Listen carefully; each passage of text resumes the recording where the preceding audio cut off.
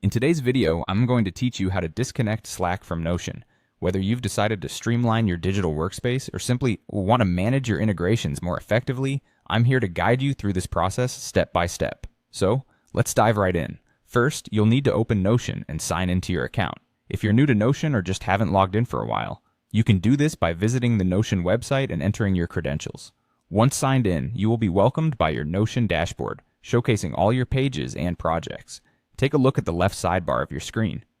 This is your main navigation hub within Notion. You'll see a variety of options here, but what's most important for us right now is the Settings section. Go ahead and click on that. With the Settings menu open, you'll want to head over to Connections, or it might be listed as My Connections, depending on your version. This section is crucial because it allows you to manage all the third-party apps linked to your Notion workspace, giving you a clear view of your integrations. Now as we continue, scroll through the list of connected applications until you locate Slack.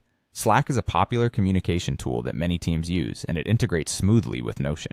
However, if you prefer to keep things separate or have other reasons for disconnecting it, it's simple to do from this screen. Once you've found Slack in the list, you'll notice an option next to it that says Disconnect or sometimes Remove, depending on your settings. Click on this option, and this will prompt Notion to begin the disconnection process for Slack. At this point, Notion will ask you to confirm your decision. This is a built-in safety measure to prevent accidental disconnections, ensuring that you really intend to remove Slack from your workspace. A confirmation prompt will appear on your screen. Take a moment to review this choice, and when you're certain, confirm the disconnection. And there you have it.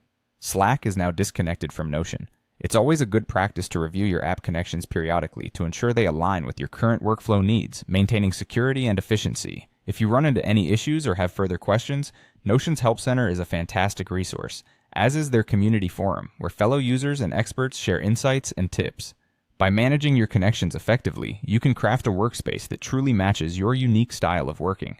I hope this guide was clear and helpful for you. If it was, don't forget to like the video and subscribe for more helpful tutorials.